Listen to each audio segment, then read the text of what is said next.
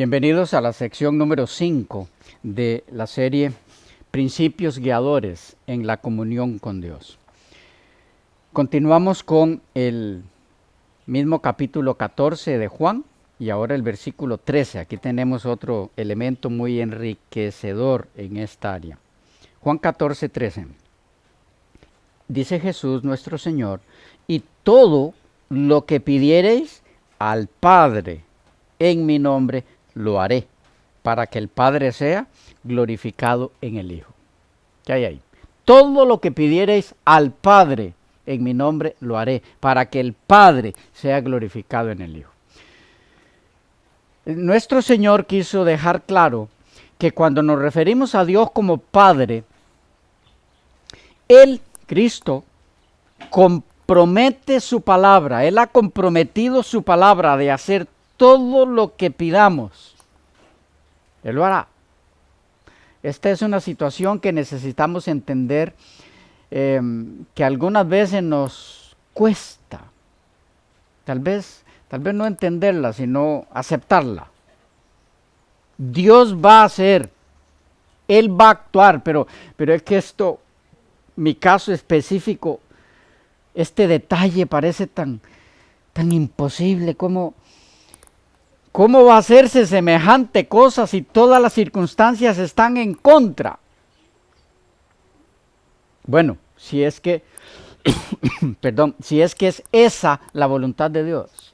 Bueno, muy simple, porque Jesús dice que al referirnos a Dios como Padre, Él, Cristo, como nuestro mediador entre nosotros y el Padre, compromete su palabra en que lo que necesito que se haga para mí, no lo que necesariamente yo piense que sea que debe hacerse, ¿estamos claros ahí? Sino lo que en realidad se necesita para arreglar mi problema, para solucionar mi problema, Jesús se compromete en que será hecho. Cada vez que nos referimos a Dios como Padre, debemos tener eso en mente. Esa palabra involucra el compromiso de Cristo. Él comprometió su palabra y no fallará. En el versículo 21 dice, ahí hay otro elemento importantísimo. El que tiene mis mandamientos y los guarda, este es el que me ama. Y el que me ama será amado por mi Padre, y yo le amaré y me manifestaré a él. Esto es lo mismo que cuando dijo, tanto el Padre como él vendrían a ser en nosotros, ¿qué? Morada. Pero aquí hay un nuevo elemento, ¿lo captaron? El que tiene mis mandamientos y los guarda, este es el que me ama. Y el que me ama será amado por mi Padre, y yo le amaré y me manifestaré a él. Dios es Padre de los que guardan sus mandamientos. También lo contrario es cierto.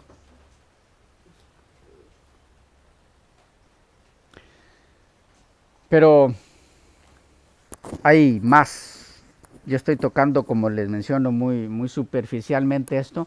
Usted puede hacerlo con más detenimiento. Yo les estoy dando las pautas y las pistas para que usted pueda hacer esto un poco más profundo, en forma personal, y va a deleitarse en esto. Hechos, el capítulo 1, el versículo 7. Allá hay otros elementos, saltando muchos más de los evangelios. Hechos, el capítulo 1, versículo 7. Estamos buscando cuáles son las implicaciones de referirnos a Dios como Padre. ¿Okay? Por aquellos que no han visto los videos anteriores. ¿Qué implicaciones hay en llamar a Dios Padre? Según nos lo indicó nuestro Señor en la oración enseñada a sus discípulos. Hechos 1:7. Aquí hay un elemento muy importante en nuestros días. Bueno, y desde mucho tiempo atrás, pero conforme más va avanzando el tiempo, más importante se vuelve este elemento. Hechos 1:7. Leamos el 6 para captarlo mejor. Entonces los que se habían reunido le preguntaron diciendo, Señor, ¿restaurarás el reino a Israel en este tiempo? ¿Qué estaban pidiendo ellos? En síntesis, momento específico, fecha para cuando el reino de Israel iba a ser establecido. Ellos estaban pensando en un reino terrenal todavía, no habían entendido esto, estaban muy confundidos. Y entonces, ¿qué le dice? Dice el 7, y él les dijo, no os toca a vosotros saber los tiempos o las sazones. ¿De qué está hablando? En este caso está hablando Jesús ahora de su segunda venida. No os toca a vosotros saber los tiempos o las sazones que el Padre puso en su sola potestad. ¿Qué hay aquí? Los que tienen a Dios por Padre le dan a Él la potestad exclusiva de la fecha de la segunda venida de Cristo. He dicho que este punto se vuelve muy importante cada vez conforme más pasa el tiempo. Hay mucha revuelta, mucho movimiento hoy día en relación a fijar o prefijar aproximadamente cuándo va a venir el Señor Jesucristo. ¿Cuál es la fecha de su venida? O faltan tantos meses, o mínimo tantos años, no más de eso, o no menos. En fin. Pero aquí dice que Dios como Padre tiene potestad exclusiva en cuanto a la fecha de la segunda venida de Cristo. Es decir, cuando nos referimos a Él como nuestro Padre, eso implica que Él espera que nosotros no nos metamos en una esfera que le corresponde solo a Él. Eso es intentar usurpar su potestad. Hace poco, anoche, a decir verdad, escuché un video, y vi, es audio, un video, donde el expositor, respondiendo a algunas preguntas, dice que Jesús no puede venir después del 2031, porque le hicieron una pregunta sobre esa fecha que anda girando por allí de otro expositor, y él dice, no puede venir después del 2031. Lo interesante es que ese mismo expositor dice, yo nunca estoy poniendo fecha. ¿Está poniendo o no está poniendo fecha? Al decir, no puede venir después del 2031, ¿pone o no pone fecha? Sí, no está diciendo viene en el 2023 o en el 2026, pero está diciendo terminado el 2031, tiene que venir. O sea que si estamos en el 2030 y no ha venido, esa persona que hoy dice eso, ¿está poniendo fecha o no? Sí, el 2031, límite. Eso se llama fecha límite. Es lo mismo que poner fecha. El texto dice aquí, por palabras de nuestro propio Señor, que los que se relacionan con Dios como Padre dejan eso en sus manos. No están preocupados por eso. Les preocupa adorarlo, servirlo, representarlo como Padre en su vida diaria. No usurpar cosas que les corresponden a Él en su sola potestad. ¿Cuántas cosas significan llamarlo Padre? En otras palabras, lo que dijo aquí el escritor Lucas es definir más o menos cuándo tiene que venir el Señor en cuanto a fecha se refiere. No es prerrogativa de sus hijos. Eso es potestad exclusiva del Padre. No se meta en lo que no le toca. Nuestra función es otra. Es cumplir la misión que nos da. No definir lo que le toca definir solo a Él. Bueno, Pero hay algunas implicaciones más del uso de este término para Dios por parte de sus hijos. En Romanos, el capítulo 1 y el versículo 7, Romanos 1, 7. A todos los que estáis en Roma, amados de Dios, llamados a ser santos, gracia y paz a vosotros, de Dios nuestro Padre y del Señor Jesucristo. Esto ligado con muchos otros, pero yo solo voy a mencionarle dos más. 1 Corintios 1:3. 1 Corintios 1:3. Gracia y paz a vosotros, de Dios nuestro Padre y del Señor Jesucristo. Y uno más, Colosenses 1:3. Colosenses 1:3. Dice: siempre orando por vosotros, damos gracias a Dios, Padre de nuestro Señor Jesucristo. El 2 es: y a los santos y fieles hermanos en Cristo que están en Colosas, gracia y paz sean a vosotros, de Dios nuestro Padre y del Señor Jesucristo. ¿Qué captan ahí? Cuando hacemos referencia a Dios como nuestro Padre, cuando usamos ese término, se espera que esas personas gocen ¿de qué? Gracia y paz. No vamos a entrar hoy en lo que es gracia. Quisiera resaltar el otro término por ahora. Paz. ¿Qué hay ahí? Referirnos a Dios como Padre, cuando lo hacemos, eso debiera proceder de personas que tienen en su vida paz. Es lo que dice. Que los que se relacionan con Dios como Padre, de Él reciben paz. ¿Tienes paz? Entonces, Dios es tu Padre.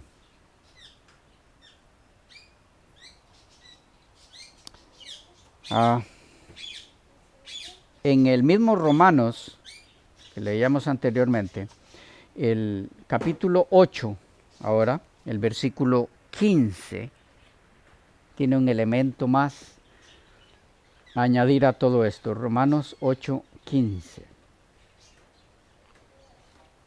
Pues no habéis recibido el espíritu de esclavitud para estar otra vez en temor, sino que habéis recibido el espíritu de adopción, por el cual clamamos: Abba, Padre. ¿Qué hay aquí?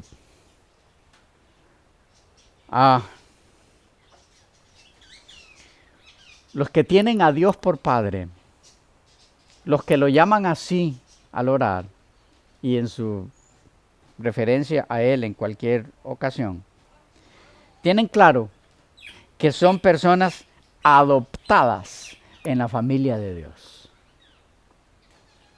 Tanto así, dice que han recibido el espíritu de adopción por el cual claman Abba, Padre. Y recuerden que está el elemento ese Abba, del que hablaremos en otra ocasión con más tiempo. Esa relación con su Padre es estrecha, es profunda, no es superficial. Es como la que tenía Cristo con su Padre, porque fue el término que Él usó al referirse a su Padre. Es decir, los que tienen a Dios por Padre llegan a tener una relación Padre-Hijo como la que hubo entre Dios Padre y el Hijo.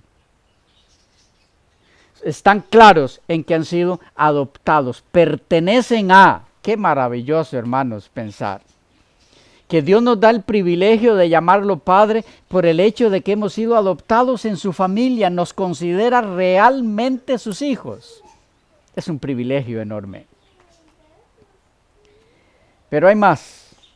En la segunda carta a los Corintios, estamos pasando muy rápido por el Nuevo Testamento. Segunda Corintios, el capítulo 1 y versículo 3, dice: bendito sea el Dios y Padre de nuestro Señor Jesucristo, Padre de misericordias y Dios de toda consolación.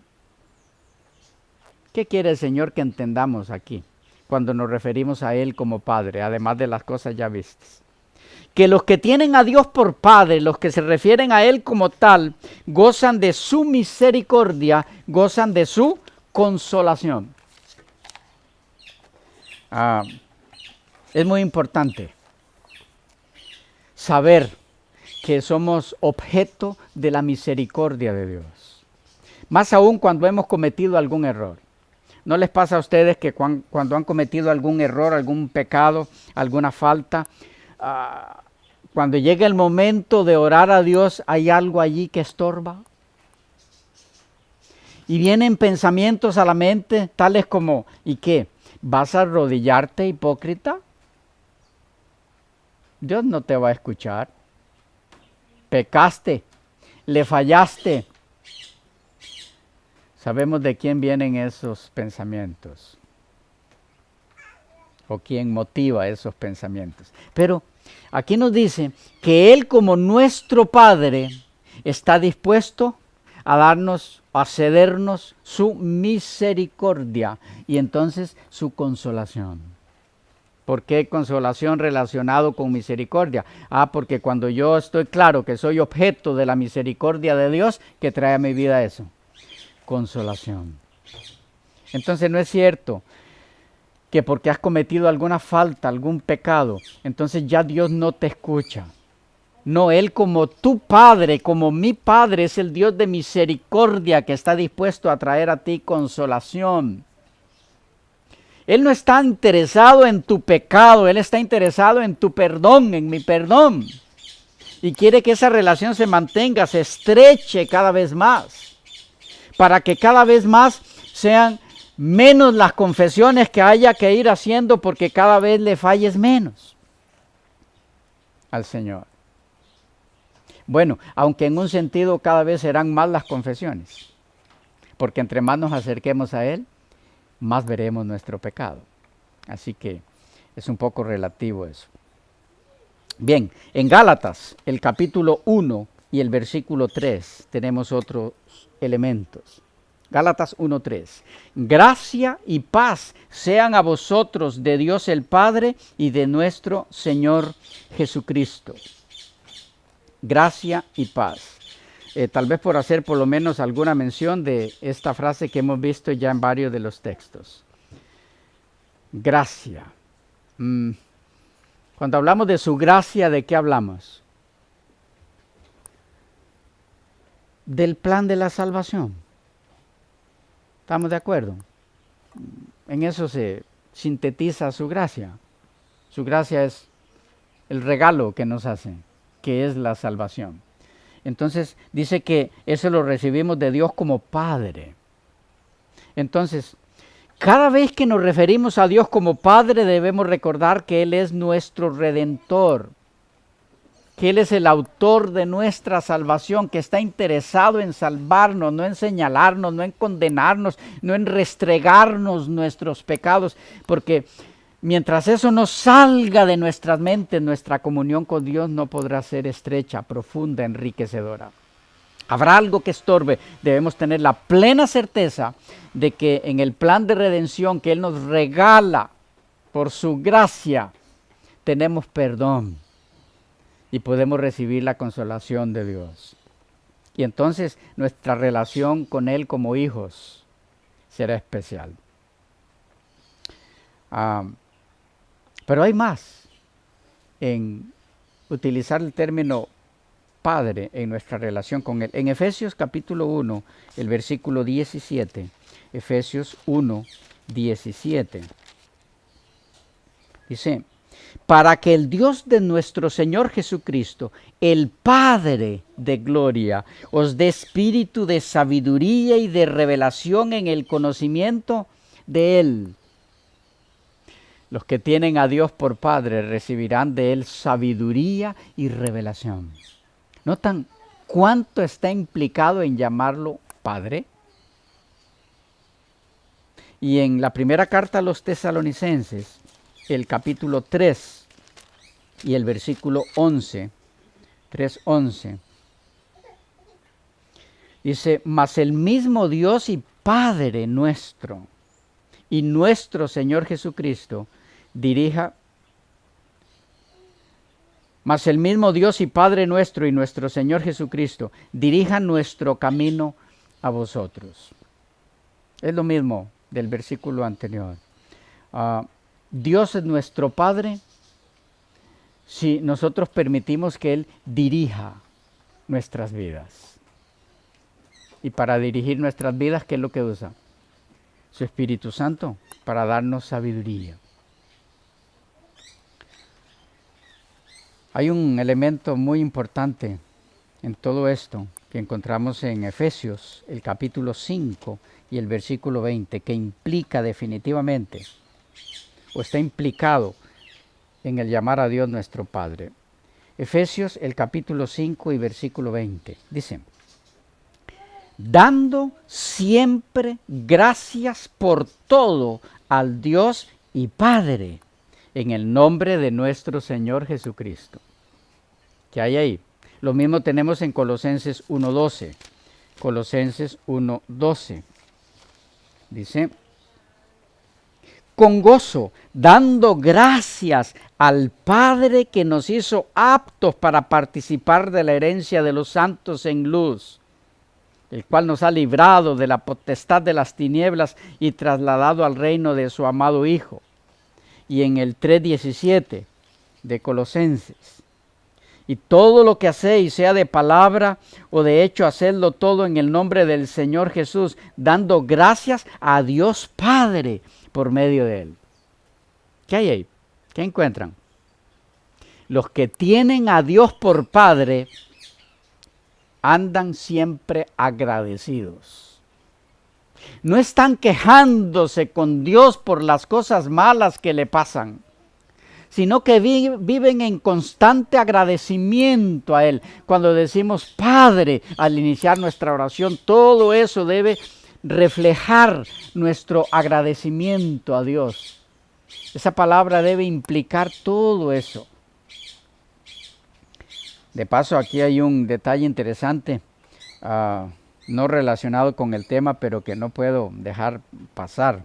En el 17 dice al final: dando gracias a Dios Padre por medio de Él, por medio de Cristo. Que es el detalle que quisiera dejarles aquí, que veremos en otros temas de cristología.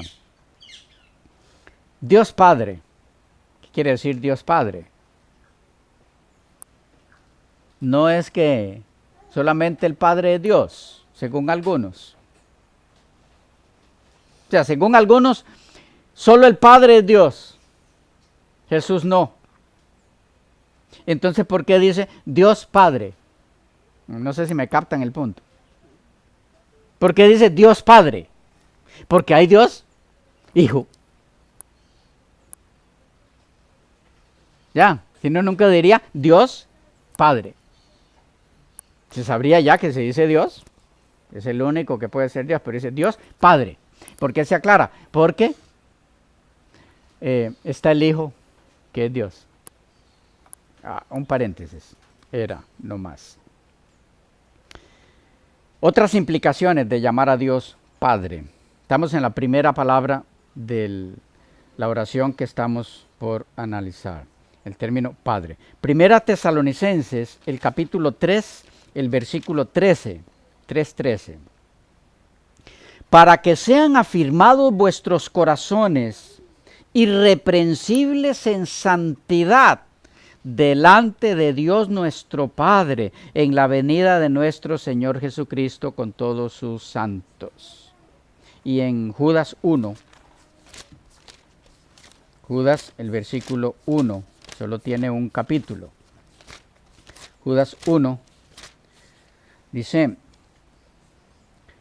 Judas, siervo de Jesucristo y hermano de Jacobo, a los llamados santificados en Dios Padre y guardados en Jesucristo. ¿Qué hay ahí? ¿Qué implica el llamar a Dios Padre según este texto? Que los que tienen a Dios por Padre viven en santidad. No hay relación entre llamar a Dios Padre y una vida en pecado. los que llaman a Dios Padre viven en santidad. Pero hay más. Se nos fue el tiempo. Ok, quedamos por aquí y nos vemos en la próxima sección.